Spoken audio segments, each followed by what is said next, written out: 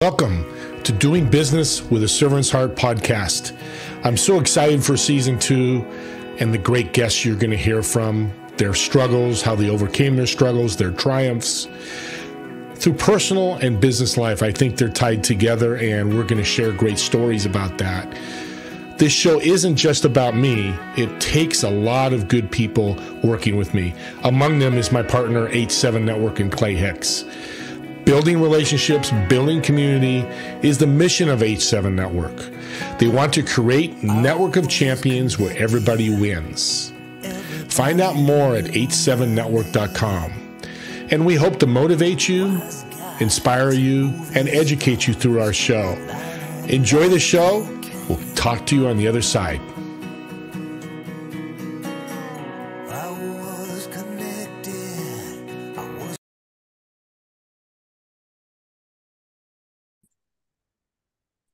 Welcome, everyone. This is your host, Steve Ramona, with the podcast Doing Business with a Servant's Heart. And we're going out to Canada.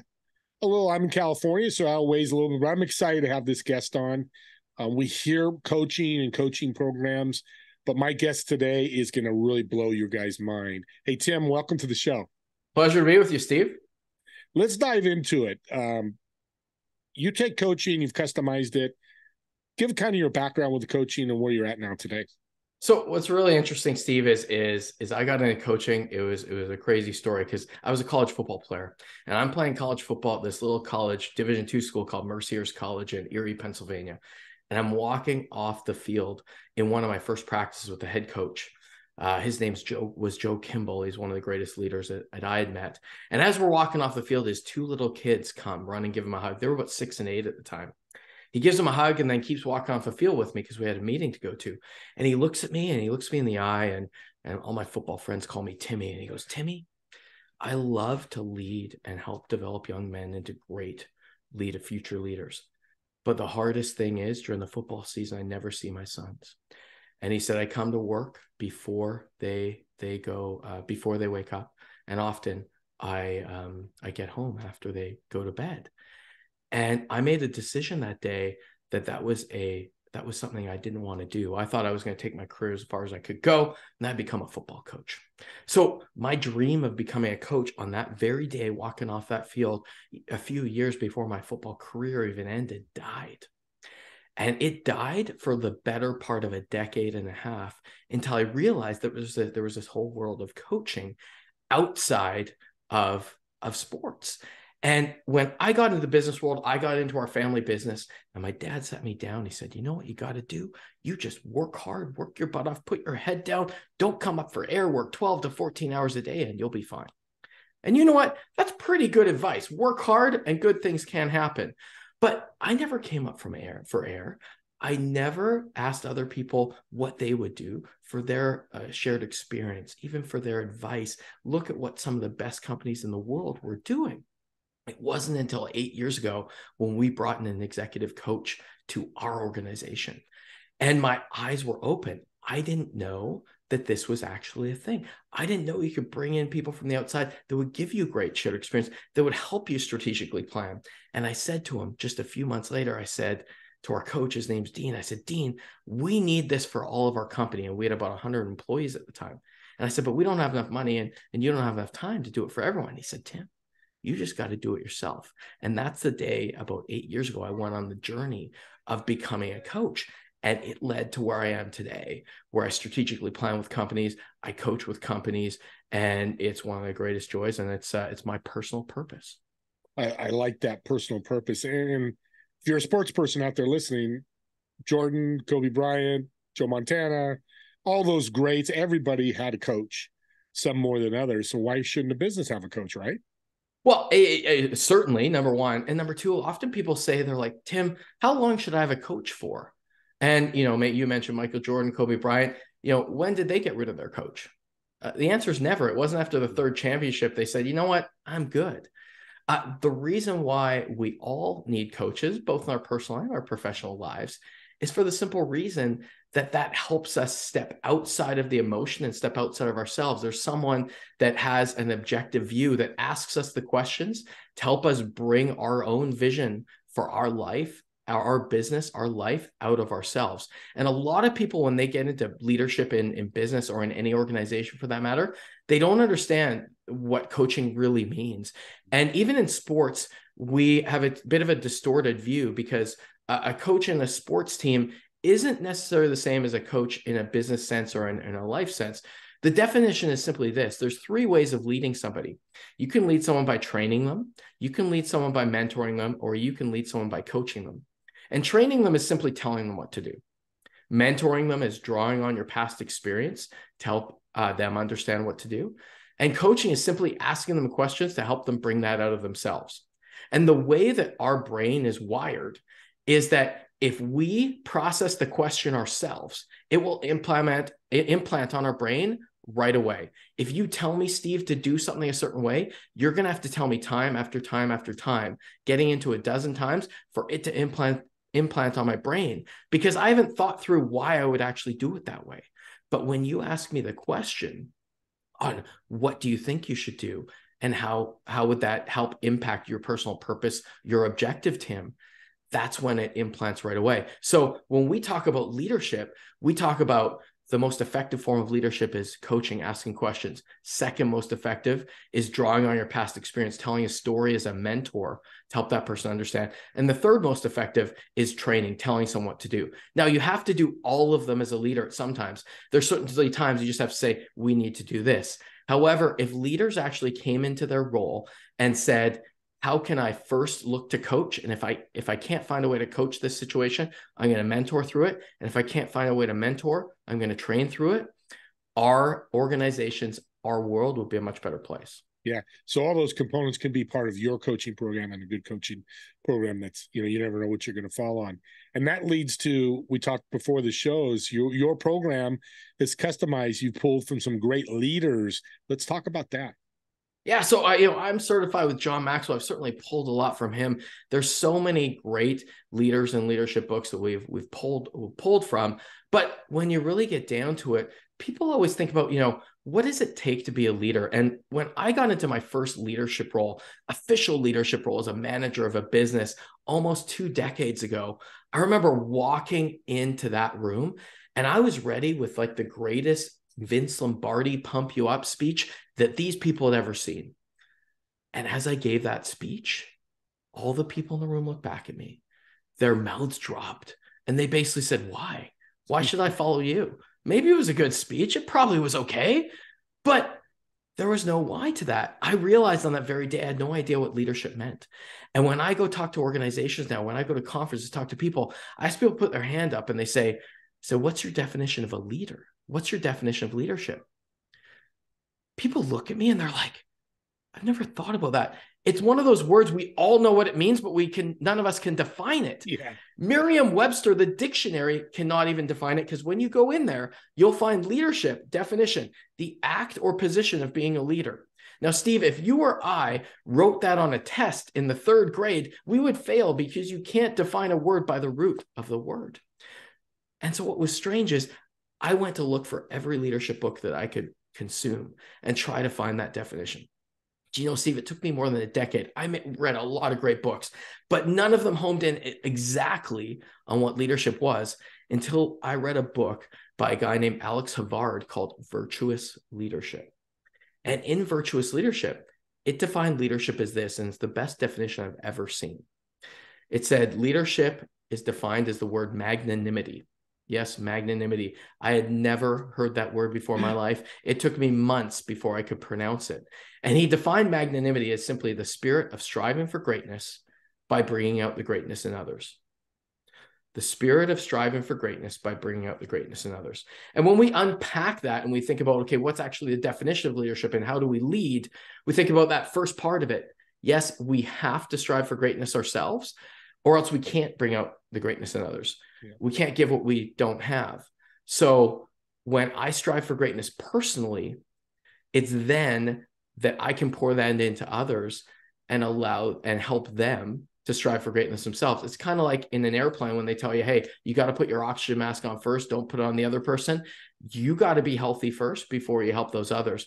And I don't know about you, Steve, but I had a really hard time with that initially because I totally bought into the servant leadership culture, and leading with a servant's heart is the title of this podcast. And I am all in on servant leadership, and I still am. But it took me a while to rectify how I could continue to serve, but still work on myself a little bit. I thought initially it was a little bit selfish, but then I realized if I actually wanted to pour in the most I could to others, I needed to take care of myself. So the greatest definition of leadership and how to bring that into your culture and how to bring that into your life is striving for greatness by bringing out the greatness in others. Yeah. And that's servant leadership. I was going to ask you a definition. You read my mind because you said, but people, and I was asked this question a couple of weeks ago about servant. People think of the slaves. They were servant to their masters. That's not what this is. And that's the mindset you have to work on with people, I would assume, to understand that. Bringing value to people and going, what's that going to do? I just, help the guy with a tip. Is he going to bring me money? You got to take money out of the equation, don't you, to be a leader? Well, I think so. It all comes down to your purpose, right? And when we talk about purpose, often I go into companies and I'm like, what's your 5-year goal? They're like, sell $10 million, $100 million, whatever. I go, that's not a goal. That's an outcome, right? It's kind of like if you and I are playing basketball and we're on a basketball team and the coach comes in and says, yeah, just score more points than the other team. Well, we got to have an offense. We got to have a defensive structure. We got to learn how to rebound, pass. Like there's so many things that go into it.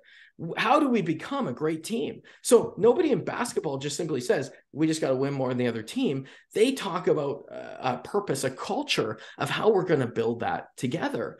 And so when we come in, when we put that into a company context, it's what are you doing to change the world? And one of the greatest concepts I've heard for this is the hedgehog concept, which is a Jim Collins concept from Good to Great. And a lot of companies don't ask themselves this. It's simply asking yourself 3 questions and then a 3A, a fourth. It's number 1, what am I most passionate about? Number 2, what am I best in the world at? And number 3, what drives my economic engine? And if you put those together, Jim Collins would say, that's your big, hairy, audacious goal, your big thing that on how you're going to change the world. And what businesses often forget about, they know what drives their economic engine generally, but they forget about what are they best in the world and what are they passionate about. We generally don't care about dealing with businesses that we're just trying to drive their economic engine. I don't know many people that just say, yeah, I'm going to Starbucks today. I just want to drive their economic engine. No, I want to go there because they've changed the world of how people drink coffee, right? They've changed how I drink coffee, right? We weren't having Americanos before Starbucks showed up. Not many of us, at least, right? Well, the Americano didn't exist before that because they called it the Americano to appeal to Americans. So it really envelops this, what are you doing to change the world? And that could be a personal question and it could be a business question. Listeners are on the edge of their seat now because I am. Let's give them an example of great questions. And you don't have to give names, but kind of spell that out, what that would look like for a company, maybe a company you've worked with that answered those questions for you. So great answers to the hedgehog question, you mean? Yes. So change the world, I think about, and when you put those 3 together, you get your big, hairy, audacious goal. And there's some great answers to that. There's, a lot of times that's somewhat financial, but I know of a company that put in moments of fun. So they said every person that deals with us is, we want to make it a moment of fun for them. So they're going to buy our product for us, but we want to make that fun. So if we get to sell X number of products, we're saying that that's a moment of fun. And if we have effective net promoter scores, we're going to know it's fun. So our company comes in every day with this big, hairy, audacious goal, 1 million moments of fun, 1 million moments of fun. And we know every customer is leading towards another moment of fun. And how you do that is to be best in the world with your product, creating fun. What you're passionate about is not making money. What you're passionate about is helping people to enjoy life. So when you put those together, that starts to drive your economic engine. That's one of the best ones that I've seen. Oh, that's a fantastic one. Because we all know if you give fun to somebody, they're going to smile, no matter what it is. A joke. It's an emotional positive across the board. Fun is one of the most underrated things in North American culture. Yeah. We're kind of raised to say that, having fun, you can't have hard work without fun while you're having fun. Yet, if you study after study has stated that organizations, families, any group of people that has fun does better work. There's no debate about that. Yet when we go in the business world, like, oh, you shouldn't know, we shouldn't have fun here. Watch out. We don't do that. We get down and dirty work. But think about the greatest organizations you've been a part of have all had high energy and great fun. Yeah, that's so true. Well, you dropped some golden nuggets here. Somebody wants to get a hold of you. How can they get a hold of you? Sure. Yeah, it's simple. You can go to my website, serviceleadership.com. Service is actually the Latin word for servant. So SERVUS leadership.com. You can find all of my contact information there. You can also email me at Dumas, DUMAS, at serviceleadership.com, SERVUS. So those are the easiest ways to get a hold of me. You can also find my phone number on the website. Just call or text me to get a hold of me. You're the real deal, Tim. I mean that from my heart. So I'm going to do something. I'm going to put my money where my mouth is. The first 5 people that reach out to you and mention this podcast, I'm going to send them a $25 Amazon gift card. Love it. Because meeting with you, it's going to be a game changer. I know you're a servant, and if you give them a couple tidbits, pieces of information, resource, and walk away and never caught it, they're both going to walk away great. But I want people to call you. I want people to email you. I want people to connect with you to see that, because that's what a servant does, is put your money where your mouth is, in a sense. Doesn't have to be actual dollar value, but I really want to do that. So listeners, reach out, mention the podcast, my name. Tim will get back to me. I'll get your information, and I'll send you an Amazon gift card. Speaking of a fun company. I'll help double down with you, Steve. Is anyone that reaches out to me, I'll give them a complimentary creating a championship culture checklist, and I'll spend a few minutes with them on how to implement that within their company. So go to serviceleadership.com, SERVUS leadership.com. Email me at tdumas@serviceleadership.com, or you know what, just text me or just pick up the phone the old-fashioned way and call me. My number is 778-998-5817, 778-998-5817. And I know some people don't give their phone number out on places like this. However, there's a guy named John DeJulius who has a company out of Cleveland called the Customer Service Revolution. And he said, you know what? He's like, if I'm going to impact the world, I need people to contact me. And he goes, I believe in people. They're not going to abuse that. But if I really want to impact the world, I got to be there for them. And that's why I would do that. That's fantastic. And listeners, this is why I want him on the show. He just flipped the servant back at me. These are what servant leaders do, is we compete against how can we serve more. And if you do that, your life will change. It's changed mine. I know it's changed Tim's. You talked about the checklist. You must have read my mind, because I want to dive into that. You do with businesses, this culture checklist, which I think is phenomenal. Absolutely. Like, there's really, the culture checklist comes around some of the things we've already talked about, right? To have a great culture in your company, it comes down to 7 things, but you got to have the basis first. We talked about magnanimous leadership. If you don't lead by putting yourself first and then bringing out the greatness in others, that's where it starts. Number 1. Number 2 is buying into that coaching culture, right? Unfortunately, most organizations, the manager in the company, the CEO, is there to tell people what to do rather than pull out the greatness in others. If we truly believe that others have greatness in them, we're going to ask those questions, that coaching culture. So number 2 is coaching culture. Number 3 is identifying how I can put my oxygen mask on first to be the best that I can be. And that means sometimes stepping away. That means I need to get my exercise every day. Maybe that means maybe I need to have other resilience rituals. So doing those things. So the basis of creating a championship culture is magnanimous leadership, a coaching culture, and number 3, your oxygen mask first. And then briefly, the 7 tips that you'll learn on creating a championship culture is simply these things. And the acronym is LEADING, LEADING.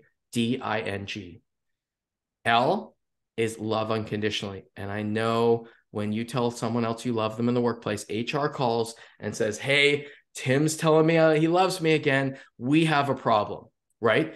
Are we not at a terrible point in our culture where that's a problem? Now, I understand why. Love in the English language, there's only one word. The Greeks have multiple words for it. Number one is eros, erotic love. And so if I say to you, Steve, in the workplace that I love you, the reason why some people would get weirded out is they think we're talking about that. We're talking about two of the other types of love that the Greeks have. Number one is filial love, which is love between brothers, sisters, cousins, great friends. The other type of love is agape love, unconditional love. So if in the workplace we had unconditional love and filial love, that love between brothers, sisters, great friends, would we not have a better place to work? The Harvard Business Review actually proved it by saying people do better work because they're loved and cared for at work, when they're loved and cared for at work. I've said that quote so many times. I've never had someone in the audience say, hey, Tim, I can't believe that. That's shocking. Nobody says that's shocking. So number one, L, love unconditionally. E is positive energy, fun. We mentioned that a little bit earlier, so I'll keep going. A is accountability, steadfast accountability. I had a leader that was managing for a company that I was working with at the time. He came up to me and said, Tim, I'm too nice. I can't be a great leader. And I said, that's interesting. Let's unpack that. And he said, well, you know, when people ask for a day off, I give it to them. It was the long weekend last weekend, and I gave 4 people the day off, and everybody else had to work extra because of it. And he said, because I'm just too nice. And I said, you know, I don't know if you're too nice. I just don't think you care about people enough to hold them accountable. If I really care about you, I'm going to have a difficult conversation. It's a difficult conversation to tell someone they can't get the weekend off. But if I truly care about you and the other people around, I'm going to have a difficult conversation for me, for the betterment of you, because of the love that I have. So number 3 is accountability. D is dream audaciously. In the workplace, we don't dream big anymore. We tell people when they're young, don't dream big, just do something realistic. You know what? You can't be a professional athlete. You can't be this. And it squashes any growth or dreams that we have. So dream audaciously, not just professionally, but personally. The companies that care about people personally and support their personal goals and dreams are companies that do great. The greatest dream question is simply this. If you knew you couldn't fail, what would you achieve personally and professionally, and how can I support? The greatest part of that is if you knew you couldn't fail, because people dream way bigger when they do that. D is dream. The I is actually a 100, 0. Be 100% responsible, make 0% excuses for everything that happens to you always. If something happens, I don't look out the window to blame other people. I look inside and say, hey, even if it's only 1% that I can impact, there's only one thing I can impact in the world. That's how I act. I can't control what my wife does, what my kids do, anyone. So it's 100, 0. N is neutral thinking. Neutral thinking is simply, where have we been? Where are we going? How are we going to get there? No matter the obstacle. And then the G is actually a 6. In the military, they call it, I got your 6. Believe in people. You have done great things yourself, Steve, only because people believed in you, and then you did the work to get there. I joined a company called MacKay CO Forums, and the founder, Nancy MacKay, it's a peer group, kind of like Vistage, some people might have heard of. And she said to me, Tim, you're going to be great. I know you are. I said, Nancy, I've never done this before. How do you know? And she just smiled and says, I know you're going to be great. And to this day, I ask her and she won't tell me. I said, Nancy, did you actually think I was going to be great? Or did you just know if you pumped me up enough, I'd have no choice but to work my butt off until I was? And she kind of chuckles and said, I guess you'll never know.